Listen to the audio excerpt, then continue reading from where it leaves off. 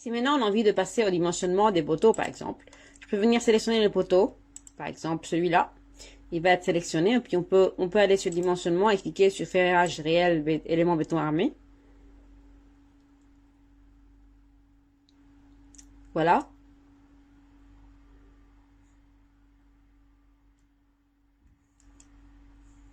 Ok, combinaison manuelle, ok. Et puis là, si on va au niveau des options de calcul, on peut choisir en fait ce qu'on avait déjà nous fait avant, donc poteau perso. Et puis vous avez ici la différence entre maintenant et avant, c'est que ici au niveau sismique, on peut venir mettre un niveau, donc un risque sismique qu'on veut.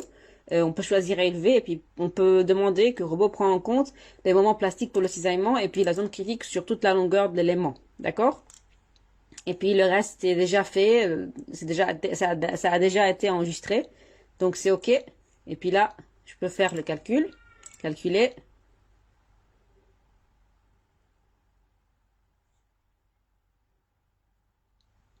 Voilà, ils me disent que la largeur du poteau doit être plus grande de 30 et demi et le poteau ne satisfait la condition de volontaire, blessurage plus grand que 0,4, OK. Je vais aller changer évidemment les dimensions, mais je pouvais d'ailleurs aller consulter les résultats pour ce poteau qui a été fait, donc au niveau du ferraillage. Donc si je me mets comme ça par exemple, donc si je sélectionne ces barres là, vous allez avoir en fait le descriptif ici, et puis la sélection ici, voilà le grade qui a été choisi et tout, d'accord? Donc si je veux maintenant changer les dimensions de mon poteau, donc je peux aller au niveau poteau vue, et cliquer sur ce bouton qui est là.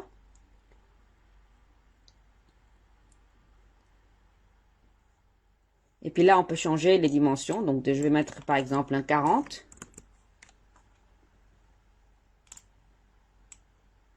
Et je vais mettre ici un 100 par exemple.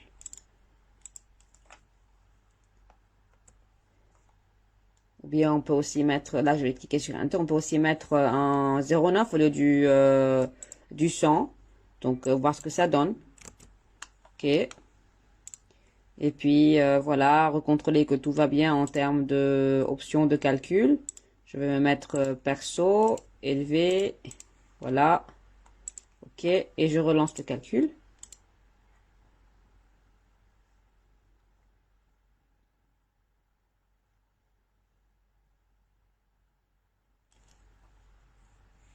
Voilà, on pourra passer maintenant au résultat, il n'y a pas d'erreur. Et puis on peut visualiser les résultats en termes de ferraillage et en termes de notes de calcul. Et puis voilà, on peut aller voir le pourcentage aussi. Donc c'est 1,01, ce qui est très bien. Et puis voilà, si c'était beaucoup plus grand, on aurait pu aller rechanger les dimensions d'après ce bouton qui est là. Et finalement, on peut cliquer sur ce bouton-là pour avoir accès au plan d'exécution. Voilà. Donc voilà pour comment dimensionner un poteau juste après le calcul sismique.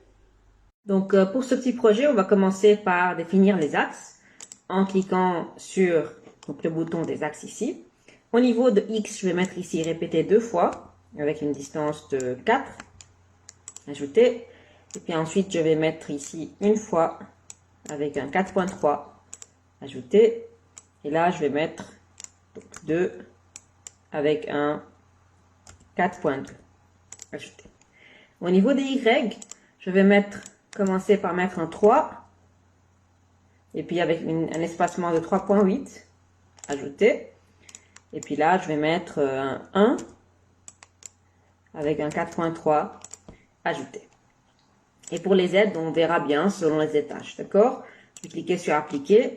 Et puis ensuite, fermer. Donc voilà en fait nos axes. Ensuite, je vais aller cliquer sur structure, étage, étage. Et puis là, je vais effacer donc c'est l'étage qui est là.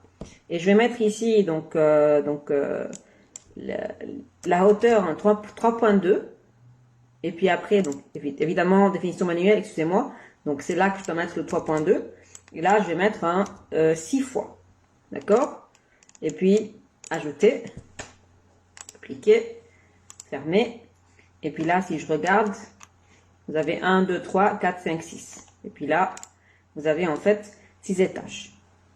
Ensuite, je vais aller définir les sections. Je vais cliquer sur la section là. Et je vais cliquer sur nouveau. je vais définir une section poteau béton armé. Et là, je vais donc mettre un 30 par 60. Voilà, et puis matériaux, je vais choisir un C30, tout simplement. Et puis ajouter, fermer. Donc C30 par 60. Je vais aller mettre, donc je vais me mettre au niveau du story 1 ou bien étage 1. Je vais aller mettre les poteaux. Donc je vais choisir le poteau béton armé. Donc là, je vais choisir celui qu'on vient de définir, le C30 par 60. Et tout simplement, donc en Z-, je vais mettre en fait les poteaux au niveau de chaque intersection.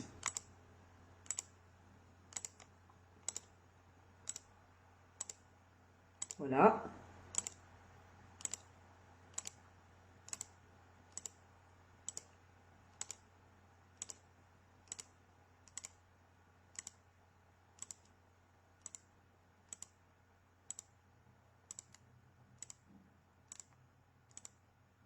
Et voilà. Donc, bouton droit sélectionné. Comme ça, je peux sortir, fermer. Si vous avez envie de tourner donc, le poteau, vous n'avez qu'à le sélectionner. Et puis, normalement, vous avez au niveau du descriptif ici, l'angle gamma qu'on peut venir changer ici. D'accord? Donc, voilà. Donc, voilà pour les poteaux. Si maintenant, je crée les sections des poutres. Donc, je vais venir cliquer ici, me mettre ici, cliquer sur Nouveau. Et puis là, je vais choisir donc poutre béton armé. Donc au niveau béton, évidemment. Donc, je vais mettre ici un 25 par 50. Le matériau, je vais choisir un C25. Ajouter. Je vais créer aussi un 90 par 25. Et aussi C25. Ajouter. Je vais créer aussi un 50 par 25. D'accord? Donc C25 ici, ajouter. Voilà. Fermer. Ensuite, je vais venir donc dessiner mes poutres sur mon plancher. Donc, si on regarde un peu ce qui se passe, si je viens et puis je clique sur la vue.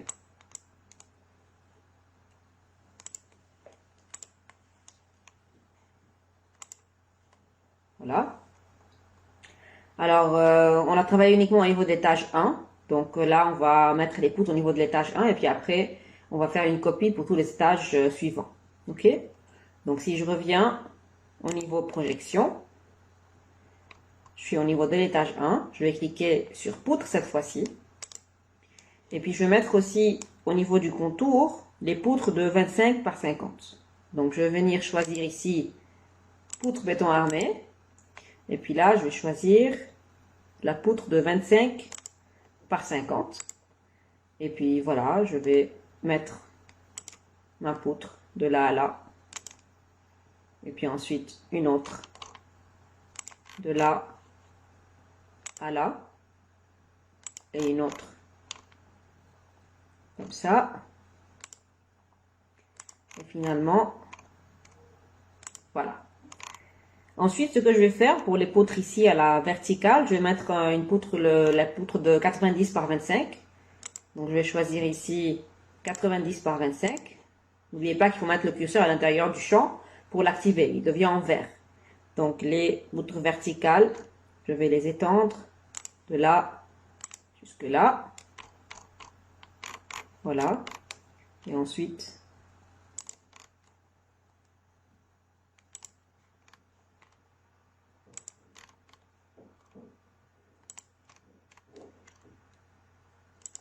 et voilà.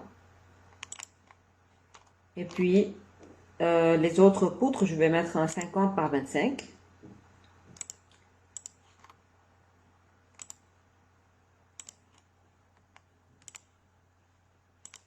Voilà. Et voilà. Si je regarde un peu le résultat au niveau vue, voilà en fait les résultats que j'ai obtenus en modélisant les poutres et les poteaux jusqu'à présent. Maintenant, je vais aller définir mon plancher. Donc, je vais cliquer sur cette icône qui est là.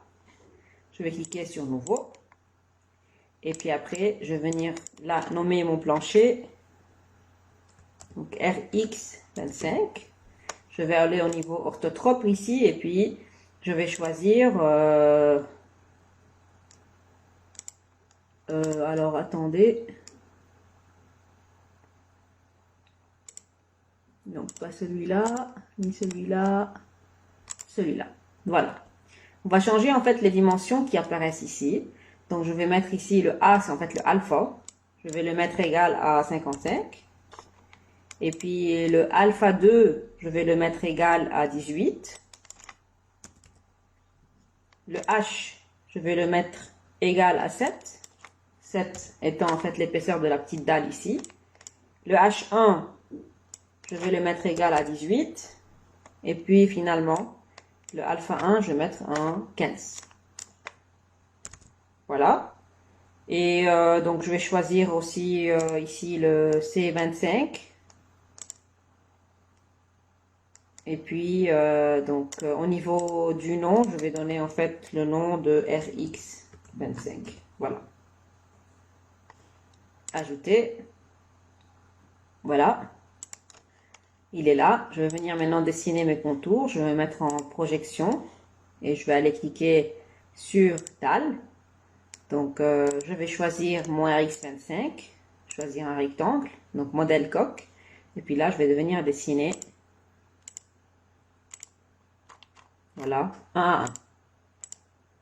Chaque dalle toute seule. Bien, chaque panneau tout seul. Voilà.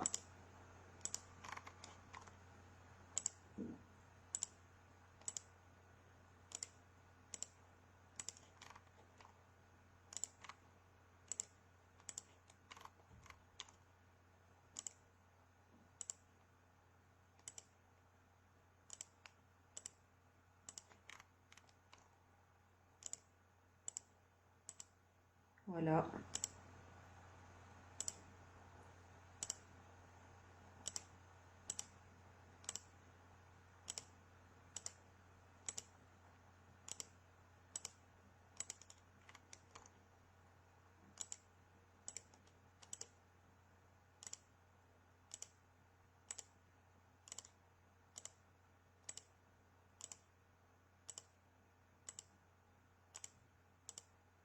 Et voilà. Voilà pour les dalles. Fermées. Et puis si je contrôle ce que je vois en 3D, voilà ce que j'obtiens. Ensuite, ce qu'on va faire, c'est venir au niveau de l'étage 1, bouton droit, étage, copier le contenu de l'étage. Donc, vu que je n'ai rien sélectionné, il y a tout qui va être copié. Donc, je vais mettre nombre de répétitions 5 fois, vu qu'il y a 5 étages en dessus. Donc, je vais cliquer sur OK. Puis là, on attend un petit peu.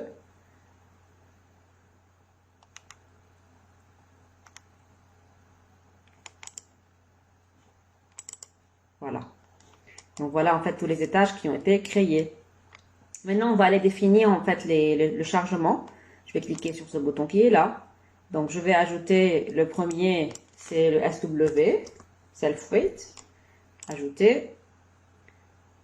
Ensuite, je vais ajouter ici, c'est aussi une charge permanente, c'est le STL. Tout ce qui est charge de cloison, de carrelage, etc.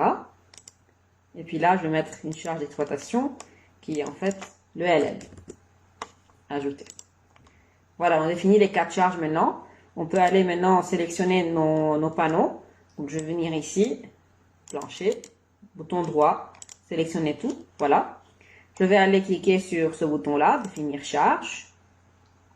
Alors, au niveau LL, je vais mettre au niveau surfacique une charge de -2 kPa. Ajouter, appliquer. Et pour le SDL, je vais mettre une charge de -5.5. Tout ce qui est carrelage, éparpaing, etc. Voilà, ajouter, appliquer. Voilà, je vais fermer. Je vais m'assurer que tout est bon. Voilà en fait le poids propre, structure entière, charge surfacique LL c'est -2 et STL c'est -5. Voilà. Si je ferme ça, je reviens au niveau de mon modèle. Ce que je vais faire maintenant, c'est cliquer pour donc générer le maillage. Donc je vais cliquer sur ce bouton-là. Donc là, je vais mettre un 0,5 m. OK. Et je vais générer mon rayage.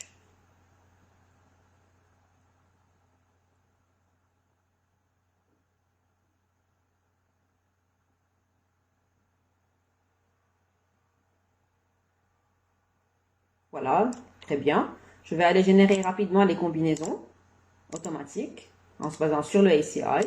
Combinaison manuelle, avancée. Je ne veux pas d'accidentel. Groupe, relation, permanente, exploitation. Très bien. Donc c'est 1 et 2, donc très bien. Suivant, je vais tout sélectionner et générer. Voilà, en principe, on a tout ce qu'il faut ici. On peut cliquer sur calculer pour lancer le calcul de la structure entière.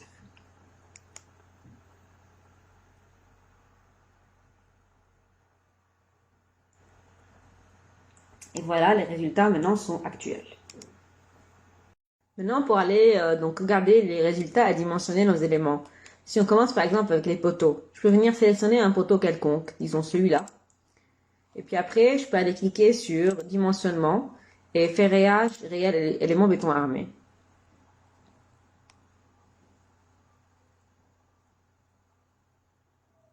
Voilà, donc cliquez sur combinaison manuelle, OK. Donc voilà notre poteau. Donc ce qu'on peut faire, c'est aller déterminer en fait les options de calcul. Pour le béton, c'est 30, acier longitudinal, on peut choisir tout. L'acier transversal, et puis je clique OK. Et je peux cliquer sur calculer, calculer.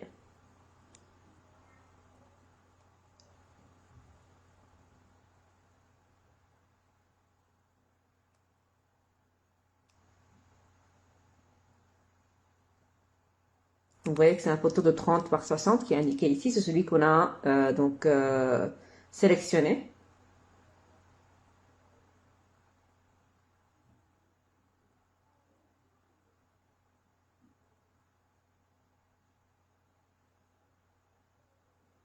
Ça prend un petit peu de temps. Voilà. Et puis après, on peut venir regarder les résultats. Donc voilà,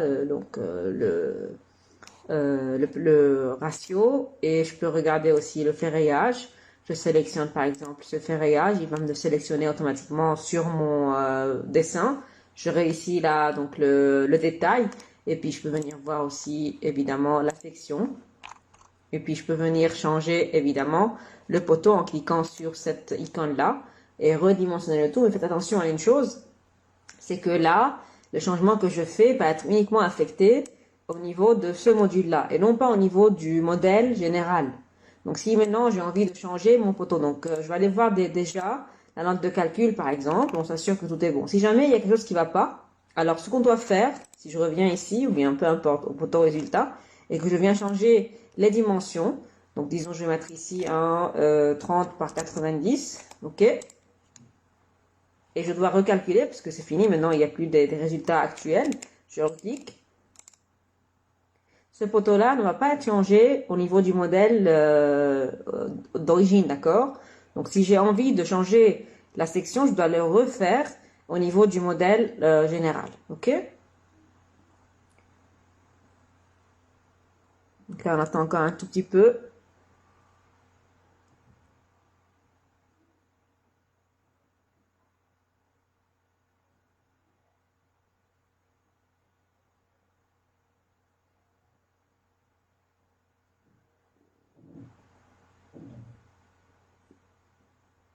Ça prend un petit peu de temps.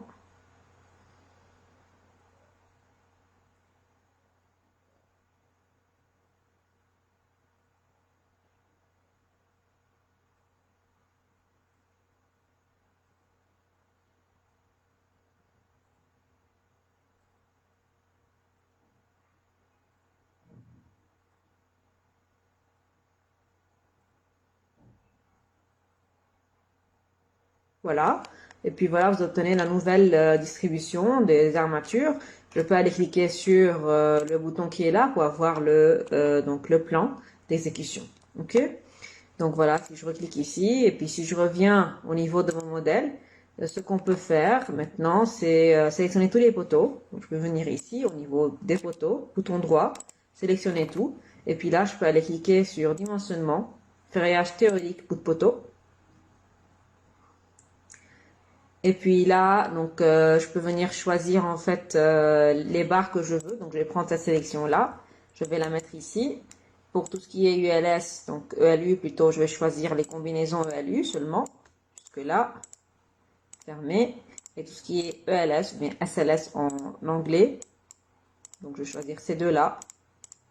Et voilà, et voilà. Et puis je vais cliquer sur calculer. Vous voyez ici les sections des éléments donc sélectionnés, c'est 30 par 60.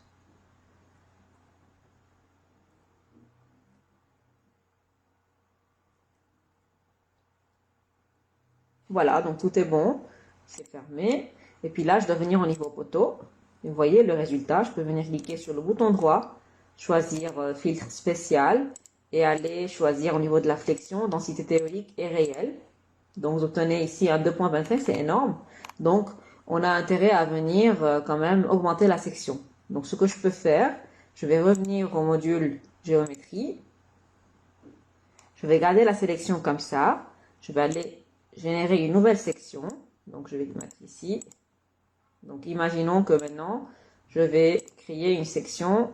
Donc c'est 30 de donc 40 par 80. C'était un 30 par 60. Ajouter, fermer. Et puis je vais venir donc isoler pour mieux voir la chose. Je vais cliquer sur appliquer. Oui. Puis voilà, maintenant les sections ont changé. Donc si je viens, je sélectionne par exemple ce poteau-là, je m'assure que tout est bon, voilà la nouvelle section. Et donc si je relance maintenant les calculs,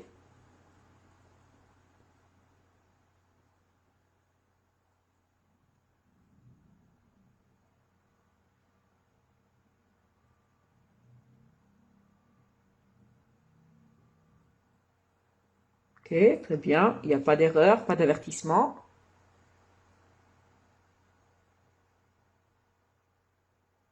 Ok, je vais revenir et sélectionner tous mes poteaux, donc je vais terminer ici, cette vue-là. Je vais resélectionner mon poteau ici, sélectionner tout. Je vais revenir ici, ferraillage théorique. Donc normalement, il y a tout ce qu'il faut ici. Donc la sélection, c'est bon. Et puis je vais recliquer sur calculer. Donc il y a 180 poteaux. Puis normalement, on doit avoir ici la densité de ferraillage qui va diminuer. Parce qu'on est venu augmenter la section.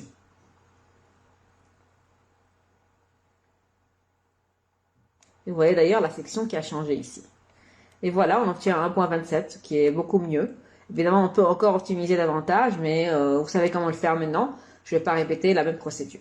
Voilà. Si maintenant je reviens sur géométrie et puis on va choisir maintenant une poutre. Donc je vais mettre en projection. Disons je vais choisir, donc je vais enlever quand même le maillage, je vais choisir cette poutre là. Ok, et je vais aller cliquer sur dimensionnement et ferraillage réel.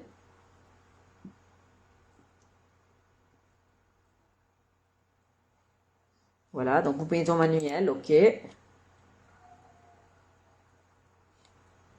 Voilà, je vais mettre cette fenêtre-là de ce côté. Faire un petit zoom. Voilà, en fait, notre poutre. Donc, c'est un 25 par 50. Et voilà, en fait, descriptif. Donc, ce qu'on peut faire, c'est venir cliquer sur ce bouton-là et choisir, comme d'habitude, les options. Donc, je vais garder le tout tel quel pour le moment. Donc, vous savez comment changer ces choses-là. Je vais cliquer OK et lancer le calcul. Calculer. OK. Je peux aller voir les diagrammes. Et puis, je peux aller voir le ferraillage. Donc, je vais enlever cette fenêtre-là, la mettre ici. Je vais faire un petit zoom. Mettre le tout en 3D. Puis, on peut voir comme ça le ferraillage. Sélectionner. Je sélectionne cette barre. C'est celle-ci. Et on vous montre ici le descriptif de la barre. On peut aussi aller voir les plans. Et voilà, on obtient les plans ici, avec tous les détails, en section AA et en section BB ici. Et vous avez les sections qui sont visualisées ici, AA et BB. D'accord?